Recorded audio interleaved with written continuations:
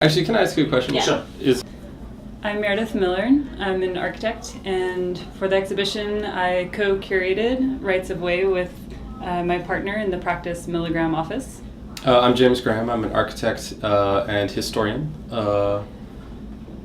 And Just mention that you are in, you work for Milligram. I'm talking You already about did that. that. You already did that.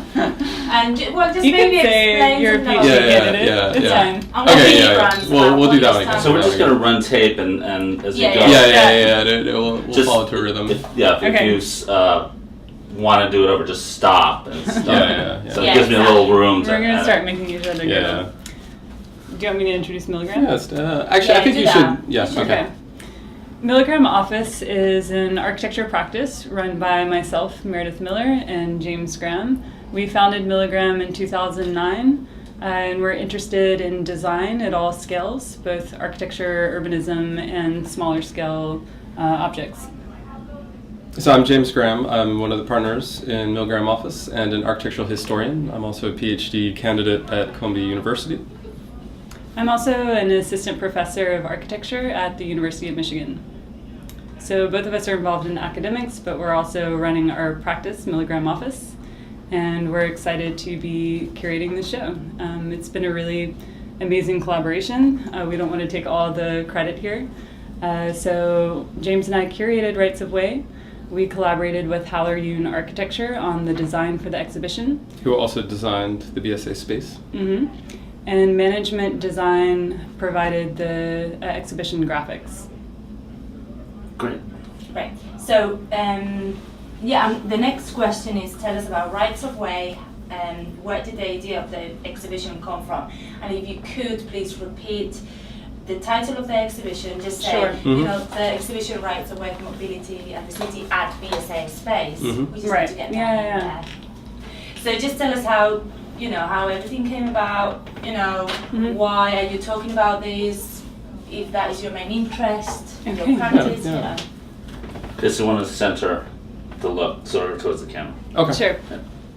So the process for this exhibition, Rights of Way, Mobility in the City here at the BSA space, started about a year ago in conversations with Haller Yoon Architecture, who had recently won the Audi Urban Futures Award, for which they had done a proposal for the Boswash Corridor, imagining a sort of new form of urban mobility throughout the entire northeastern corridor of the U.S. And the BSA got interested in this project because they thought that it could be a core for a larger exploration of mobility that would tie into the series that they're working on right now about transportation and urban design. Mhm. So Rights of Way and Mobility in the City began with this interest in highlighting a project that Haller and Yoon did on the Boswash Corridor. But there was also an interest in providing a global context for that work and comparing the research and the proposal for the Boswash Corridor to other projects that were done by teams from Sao Paulo, teams from Shenzhen. And so there's really a kind of global perspective that helps put Boston on the map in terms of what are the current issues and concerns related to mobility in the city. Brilliant. Okay, do you think that tells the story of the exhibition. So just tell us 3 takeaways from the show. What do you think that visitors will take away with them? What they will learn about the show? What they will inspire to think about transportation and how they can change it and make it better in Boston? Sure. So if you Yeah. could just explore that thought. So, when the visitor comes into the show, one of the first walls that they'll see after they come up the stairs is one that has 3 major sentences that for us are the kind of theses of the exhibition. The first simply says the city is yours. Urban design is something that doesn't happen outside of individuals, but it's actually something that needs to respond and engage a public. And so a lot of the show, in that sense, is simply to remind us that each of us are involved participants in the ongoing remaking of the city. Mm-hmm. And I think that process also, it empowers the individual, I think, and the idea of the show and even the title Rights of Way is to have visitors to the show really question what their role is or what their part is in what James was talking about, the production of the city. And that's not an easy process. I think that's also something we wanted to highlight in the show by including a multiplicity of voices. There's no singular narrative or singular message that this show provides, but really each component is offering a different way or a different approach to thinking about the city and how it could change, what are the mechanisms for change, what does change look like, what could it look like. And so I think that multiplicity is something that really allows the visitor to start to, take sides maybe, and that again, we're not trying to give a kind of single takeaway, but perhaps there's a conversation that could be generated, and then that conversation hopefully would kind of feed into this kind of ongoing production of the city. Good. Nice. I thought you were going to go to the city as everyone's. I thought we were going to go through the 3 sentences Oh, there. I kind of forgot. You them. sort of you Well, maybe that's fine. That's just fine. You actually takeaways. you got all the I got the ideas in points. there. Yeah, You you got got the points. the I think the points points there. are in there. Yeah. So. Yeah, we But are you not could- going to repeat. you could it. Yeah, put the yeah. Yeah, we're not going to say Yeah. 3 takeaways. This is like a starting point for you to kind of Yeah, start yeah. talking, and to keep you going, basically. Yeah. Mhm. Okay, so the next question is we just want to understand how people move around the city and why. So what, just say. Right. I mean, I know we're in Boston, but just say I'm based in Michigan and Mm. I take public transportation. How do you move around the city and Yeah, why? that's a good question. How do I move around the city? That's a very good question, because I think the idea of the city is something that has to be defined first.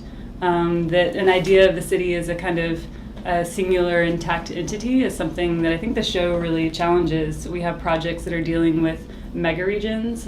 We have projects that are dealing with air travel. So there's a lot of ways that we get around that aren't just confined to the city. They're all often more spread out. But I think there's also a way that as individuals we are expressive through the ways that we get around. So mobility practices is a component of the show that James and I developed as Milligram Office.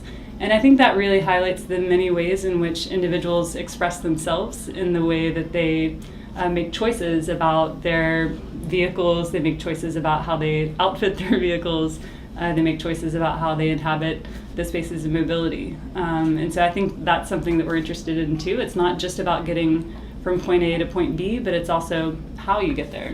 Yeah. And how do you move around the city yourself, and where are you based? Oh, sure. Yeah, I would say, I mean, Meredith and I are transportation omnivores. I'd say partially because we split time between New York City and Michigan, which have very different transportation ecologies. In the end, and in fact, we end up commuting by airplane sometimes, which is an odd experience in its own way. And I believe, if you come visit me in New York, you're going to be riding the subway, you're probably going to be riding the ferry. The modes of transportation are often one of the best ways to really get the pulse of a city and understand what it means to live in a particular place in a particular way. Yeah, it is interesting to think about from Ann Arbor to New York. That often involves walking, a bus, a plane, another bus, walking, a subway, walking some more. And so I think, and that's not an uncommon experience, I think, for people today. And hopefully, that sort of experience is what people bring with them to the show. And so they can kind of identify things that, speak to their own experience with mobility. Yeah. Great. Is it wrong that they are looking at me? Do you want me to? Yeah, you should stand Yeah, here. I'm sorry. No, it's Yeah. my fault. It's alright, I'm it's, making myself it's here. very easy to. Yeah. Right. Yeah, I'm just going to sit down if you don't mind. But No, that's the something shoes that are comes out killing of me. No, it's just intuitive, of course. No, Yeah, it's also yeah. coming from teaching, where I'm like, Yeah, absolutely. Absolutely. The So- eye That's what makes it contact. feel different. Right. Yeah. So, all right. So, last question. Do you think that we have enough yet do you want to repeat any of the previous questions? I don't think so. Yeah, I think very Yeah. good. I think you are Okay. very articulate. So, what do you think Boston transportation will be like in 2030, or in cities in general? What is the future of transportation? Well, I'd say I'm going to start that with Yeah. that question. It's hard to know what the future of any city is going to look like. And one of the components in this show is a historical timeline of various futures that have been proposed for the Boston-Washington corridor over the last 50 years. And in some sense, it's a long, beautiful lineage of failures because nobody really knows what the city is going to turn out to be. And certainly this show doesn't propose to know what the city is actually going to be. At the same time, though, Boston is a city that has a tremendous amount of experience with large projects. I mean, you look out the window and you see one of the most major infrastructural reinvestments in American history. And so it's certainly a city that has the capacity to transform. I think what this show is proposing is that transformation often happens in very small ways. And it has a lot to do with the sort of daily practice of how you inhabit the city. And I think that's something that we'll see a lot more change. Right. So in some ways, I think those small incremental changes mean that the city of the future won't look too different from the city that we know now.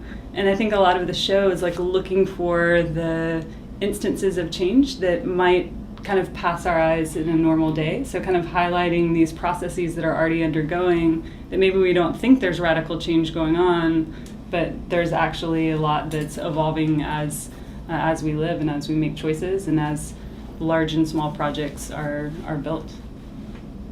Yeah. So sorry, there's another question I kind of missed. It's like, could you describe your favorite moment or story in the exhibition? Oh, that's my favorite question, actually. Yeah, thank you. Can I use her, though? My favorite moment in the exhibition. Well, I have to answer this from the perspective of not just a curator, but as a producer of one of the components in the exhibition, Mobility Practices. And this has been an amazing and fun research project where we collected over 100 examples of the way in which individuals inhabit or adapt or sort of creatively express themselves within the larger systems of mobility.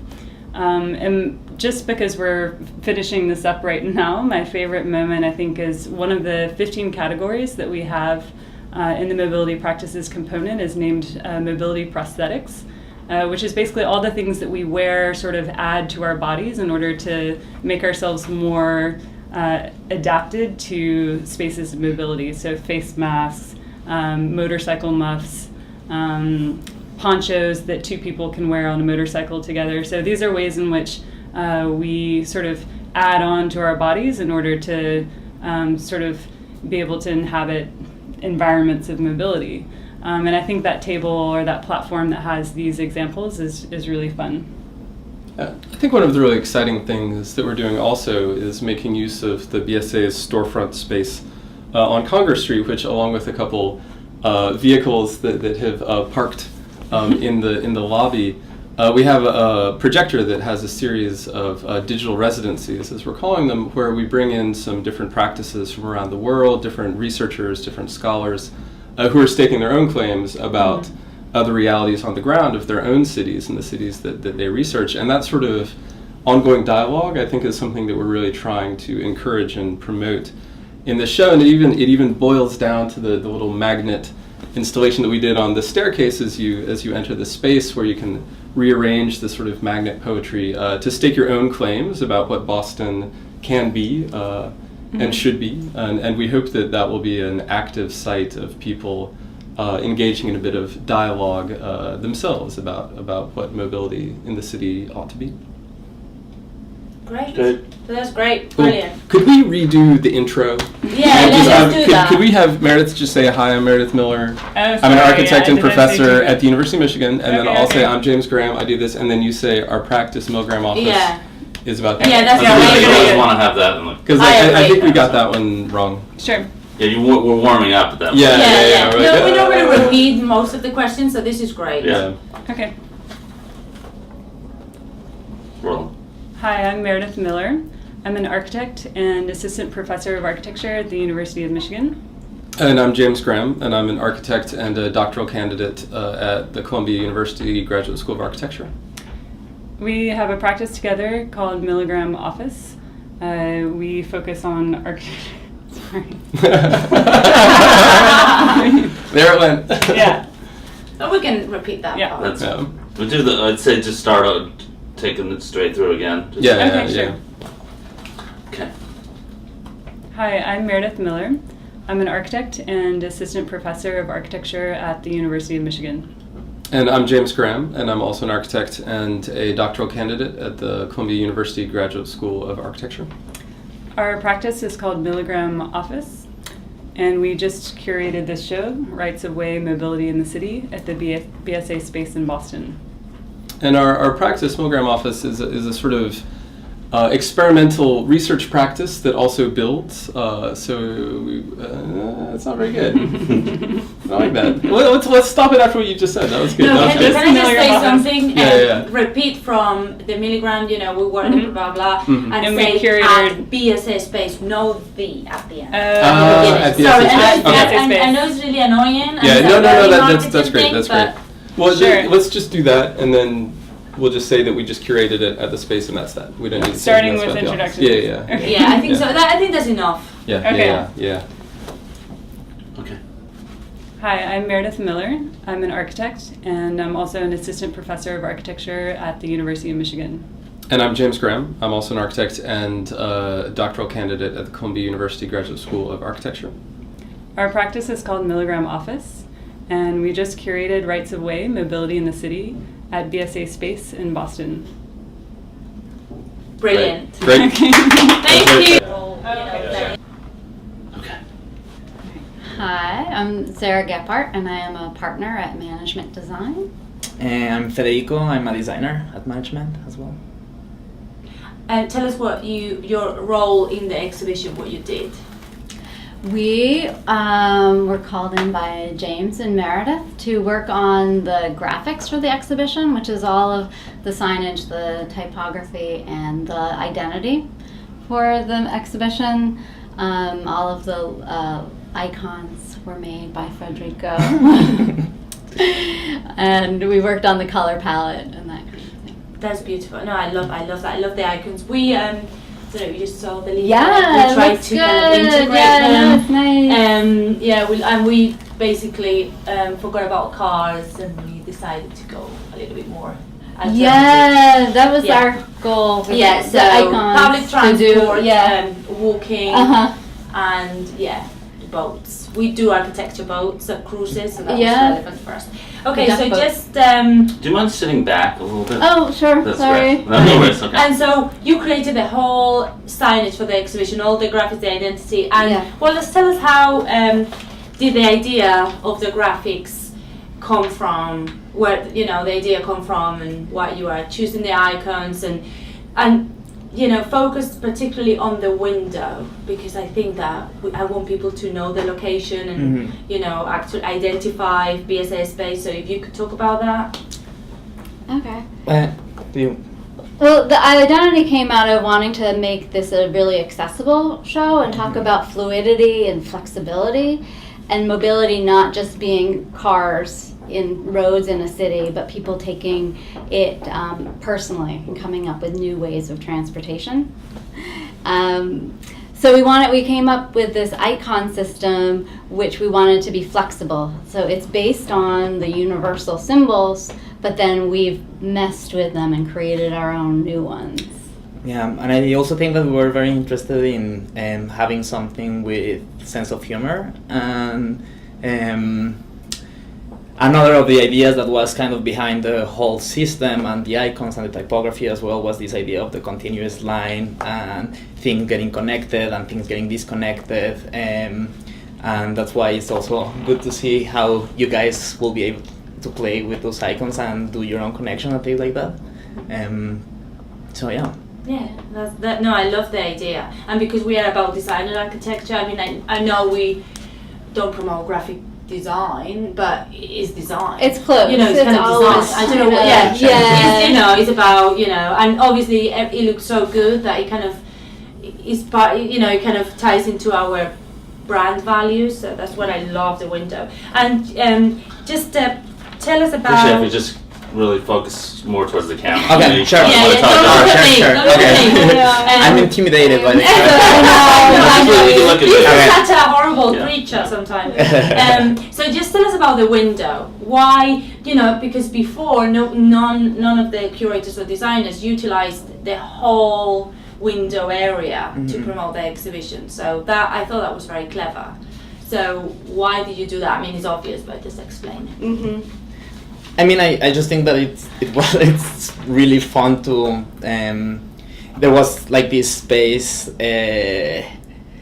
that was just an opportunity to play with, and we just thought that it would be like super fun to have all these icons or some of these icons that we were designing kind of all together, so that you can also see kind of relationship between them, and for example seeing the paper plane being next to the guy on the skater and so on. I just think that it was like a perfect place so we could have some of those icons together. There's a way to introduce people to the show before coming in. And so often when you're doing exhibition design, you're just working in a white box that's enclosed. It was really nice to have this opportunity with the window to reach out to people and try to get people to come in. Yeah. That's perfect. Yeah, that's perfect. So I think that's it, right? Yep. Yeah, thank you so much. Okay, my name is Eric Howler from Howler Yoon Architecture. I'm Mi-Jin Yoon, also from Howler Yoon Architecture. So we are part of the show here, the Rights of Way show. We have Oh yes, sorry. Just before you go ahead, when you mention the exhibition, mention the whole title, Rights of Way, Mobility at the City at BSA Space. Okay.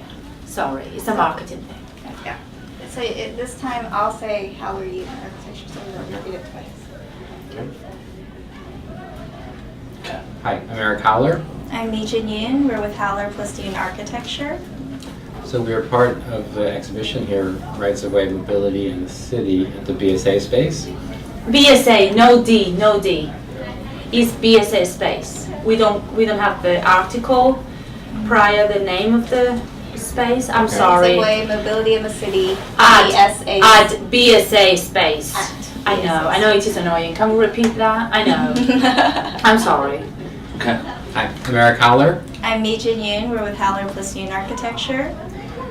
We are part of this exhibition, Rights of Way, Mobility in the City at BSA space.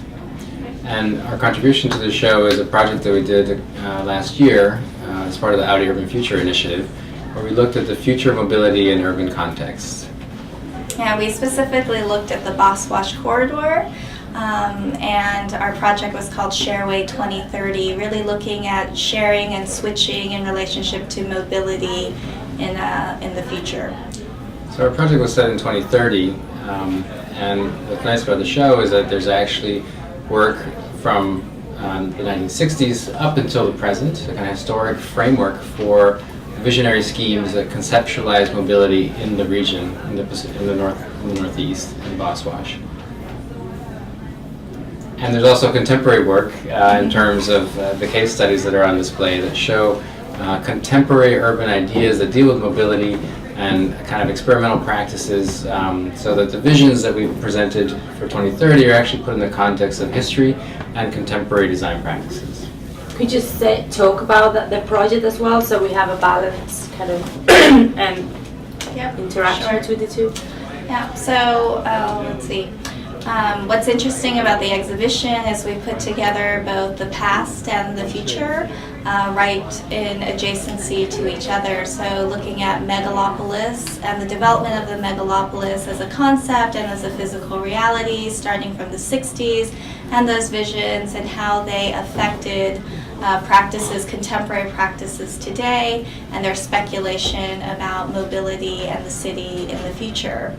The other thing that's really exciting about this exhibition is that it's mixing both bottom-up ways of dealing with mobility practices as well as top-down practices. So we have projects like the Eisenhower Interstate Highway Act, as well as our concept for the bundle, which is a large kind of infrastructure project, as well as bottom-up strategies like slugging and carpooling, things that leverage the power of social media to sort of overcome certain mobility challenges. And the scale really ranges from the scale of the kind of one-person vehicle. There's a hack of a scooter downstairs, as well as a Tri-B, a three-wheeled vehicle for off-roading in the city, as well as large urban planning strategies. Great, thank you. Yeah. You did so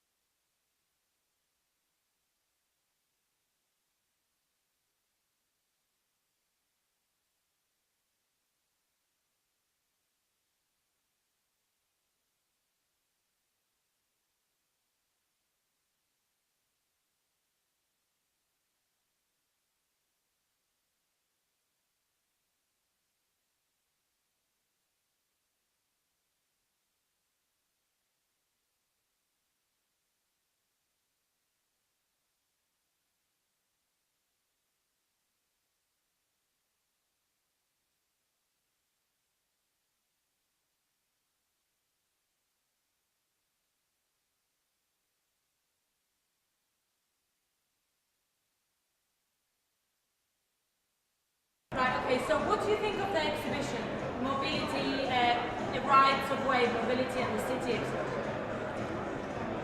I think the exhibition is really interesting, and it's a very important and apropos exhibition because our population continues to expand and we need more and more ways to transport ourselves, and we need to improve. This is terrible. Yeah, no, it's fine.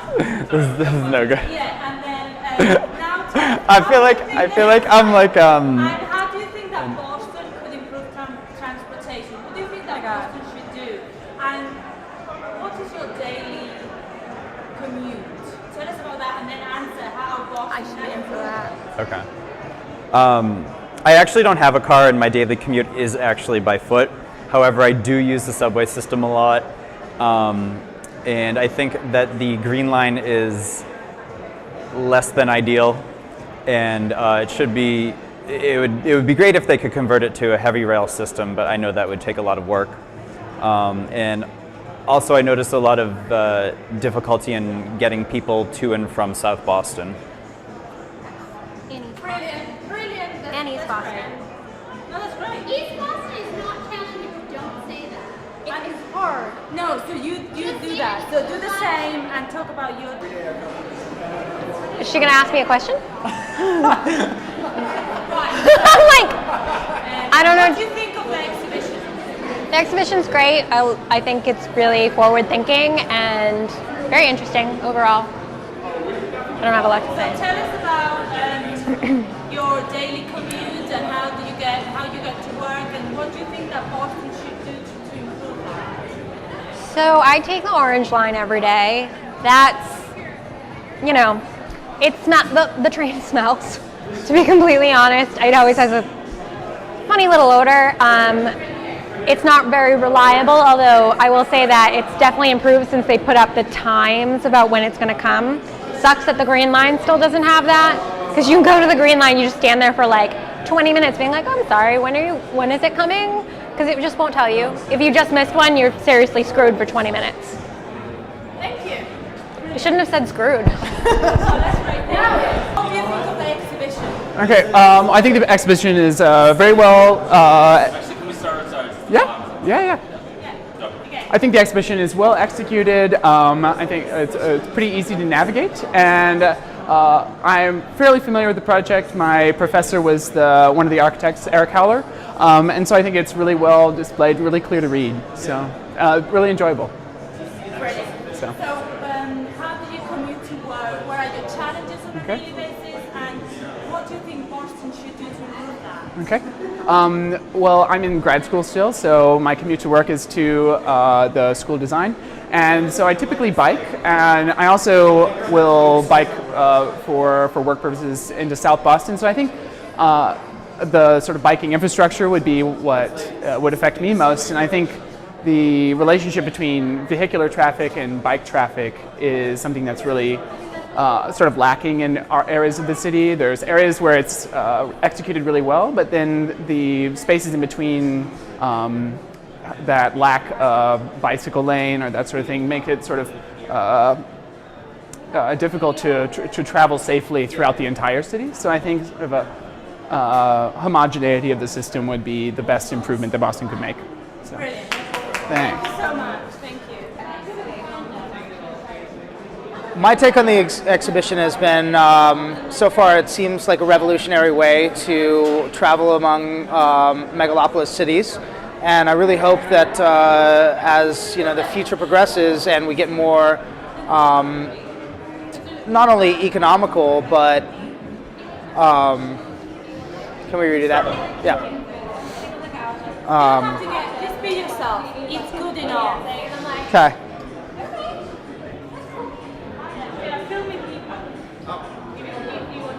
All right.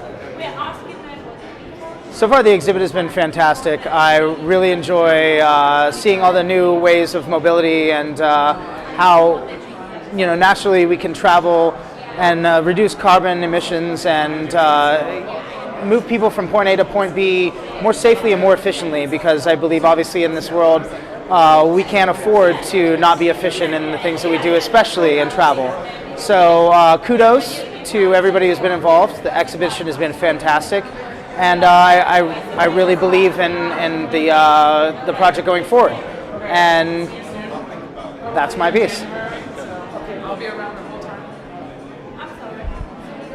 Anything else? Anything else you want to say? Can you talk about your challenges My challenges? to commute? You know, the commute challenges. I mean, I live in DC. I'd be happy to talk about that. Oh yeah, why don't you do that? Sure. DC versus here. Or... Yeah, Sure. just do that. Do that. Sure.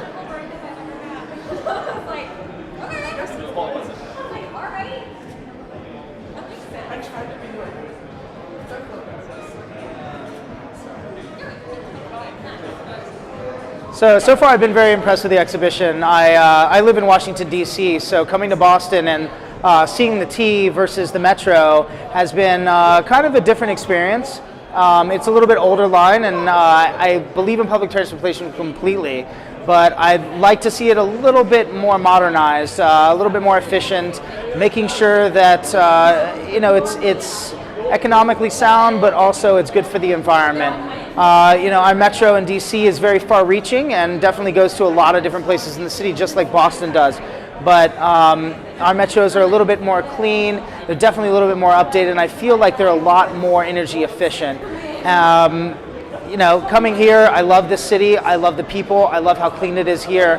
But I'm looking forward to seeing, a little bit of a revolutionary approach to how people commute and how people are at least doing ride sharing or doing some kind of something that's better for the environment, a little bit more environmentally conscious. It's great. Thank you. You're so good.